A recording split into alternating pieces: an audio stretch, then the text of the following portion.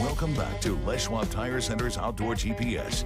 It's time for Owin's Field Report, sponsored by Les Schwab Tire Centers. Now, this will be an easy one. I didn't make it out yesterday. It was Christmas time. Well, it is Christmas time, right? As soon as, well, it was Christmas time in October, from what I understand. It's amazing how things change over the years. But yesterday I spent all day, not all day, I'll be honest here. We got it done in a couple, 3 hours, whatever. We got the trees up. I don't mean to be a bummer, but I'm a duck hunter. I would have much rather been hunting ducks yesterday, but I love my family and I want to keep them. So we got the lights up, right? And we got the Christmas tree and the ornaments and all that stuff going. It's that time of year. Hopefully you can get that knocked out before conditions come back around, because I still, it's nice to have, and this is from a duck hunter's perspective, okay? It's nice to have sun and some cold and a little bit of wind. I mean, mallards love that. But it's also nice to have all those things, minus the wind a little bit, if you're going to be doing some fishing. We'll get to river levels in just a second. There's just not a lot going on out there, right? The rivers are stable, but on the fall, and very, very clear and very, very cold. Here in a little bit, we're going to check in with Dave Manners. Cross your fingers that our technology holds out and we can get a good report from him live from the coast chasing some salmon around. So there are options, but I would say that it's a good time to get Christmas stuff done, family stuff done, and when, as a duck hunter comes around, hopefully some rain and lots of water and wind and some little bit of cold, maybe some snow. Ice would be cool.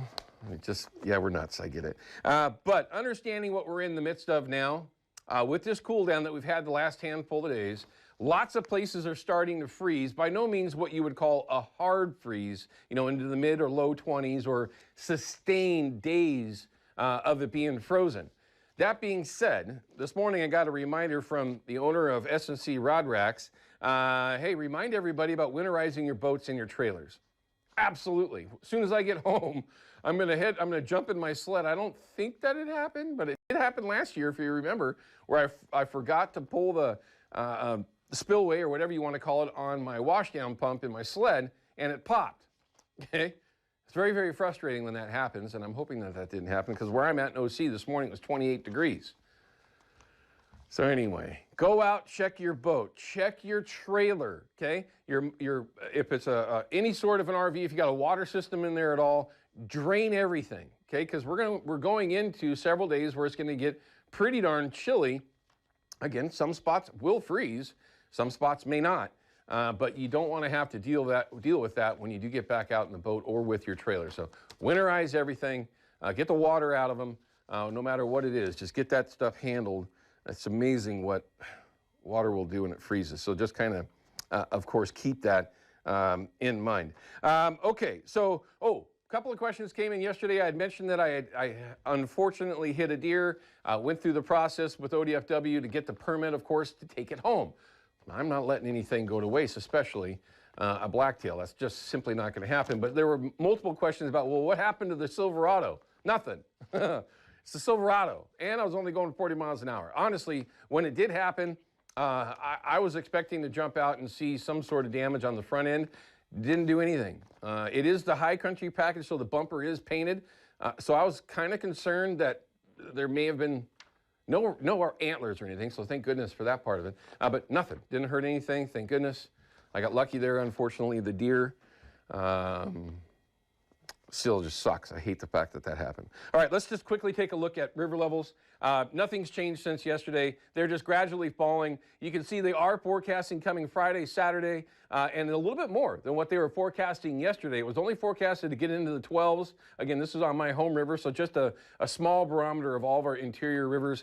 But the same thing over along the coast. Now, this is also an increase of the forecast bounce that's coming up basically a week from today, where it was only supposed to get into the low 5s. Now they're saying that might get up into the 6s. These estimates or gauges or forecasts for the river levels, man, that really bounced up on the sleds. They're a little suspect, right? But they're over 50% accurate, at least in my opinion.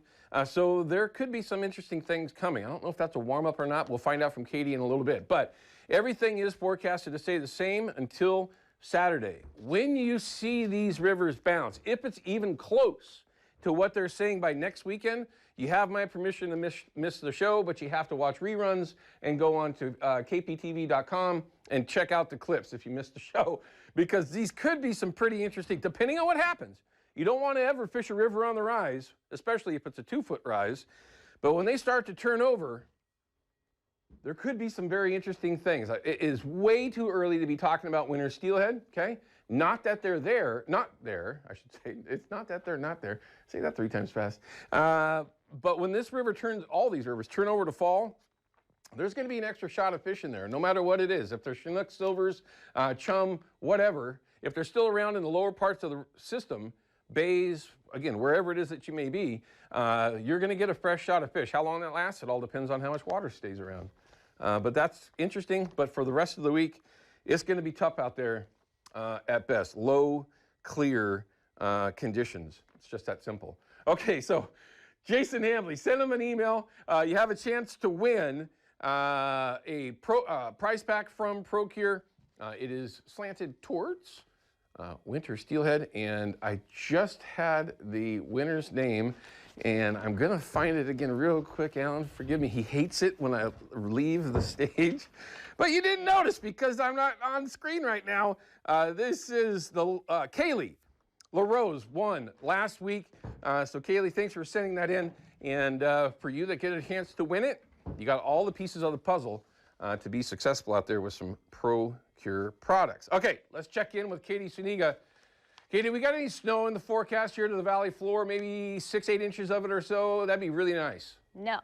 Dang it. I had to ask everyone. I am with you. I like it, not as much. I'm for, the hunting, fishing side of it.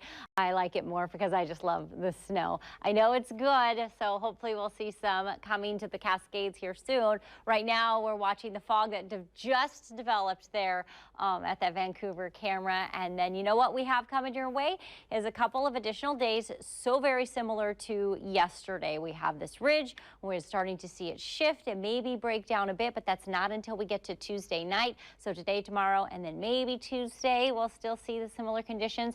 That breaks down and we finally get into Thursday morning. We start to see a trough coming in and we have some cooler air. That's the time and the chance that we have to get the showers, and we see our temperatures cooling back. As we go through into next week, this part, you see this ridge that's coming back in as you go through the week and the start of next week.